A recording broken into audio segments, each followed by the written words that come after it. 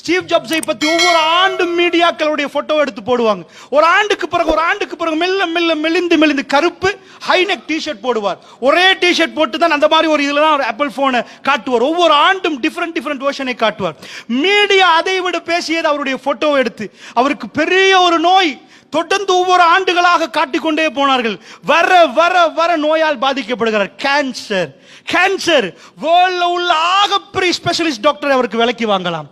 ஆகப்பெரிய சாதாரண மாரகமையில் உள்ள கேன்சர் ஹாஸ்பிட்டல் மாதிரி இல்ல, வேர்ல்ட்ல உள்ள ஃபர்ஸ்ட் கிளாஸ் கேன்சருக்குரிய ட்ரீட்மெண்ட் அவருக்கு செய்யலாம். சாதாரணமா அவர்கள் நீங்க என்ன தண்ணி குடிப்பீங்க, நீங்க கொஞ்சம் இந்த மினரல் வாட்டர் குடிச்சா கூட அவர் அது இல்ல, வேர்ல்ட்ல ஃபர்ஸ்ட் கிளாஸ் ஃப்ரெஷ் வாட்டர். அந்த தண்ணியில ஒரு வைரஸ் பாக்டீரியா கலக்காத அப்படிப்பட்டது. சாதாரண ஒரு 5 ஸ்டாருக்கு இறங்கினா கொஞ்சம் வாகனம் முன்னாடி போனா கூட எடுத்து கொடைய வந்து பிடிப்பாங்க. வெயில்ல காயக்கூடாது, மழையில நனையக்கூடாது. அதுக்குள்ள உள்ள ஆக ஃப்ரெஷ்ஷான ஐட்டத்தை இப்ப பறிச்சு இப்ப போட்டு சாப்பாடு கொடுப்பாங்க. அப்படி சாப்பிட்டவருக்கு எப்படி கேன்சர்? ரோட்டில் 70 வருஷமா வாழக்கூடியவருக்கு ஒரு கோவிடால கூட பாதிப்பு இல்லாத அளவுக்கு இப்படி அல்லாஹ் அப்படி மாத்தி கொடுப்பான். 56 இவ்வளவு சொத்து. இந்த சொத்தோட கணக்கு உங்களுக்கு சொன்னா புரியும். இன்றைக்கு நம்ம நாடு அங்கலாய்க்குது.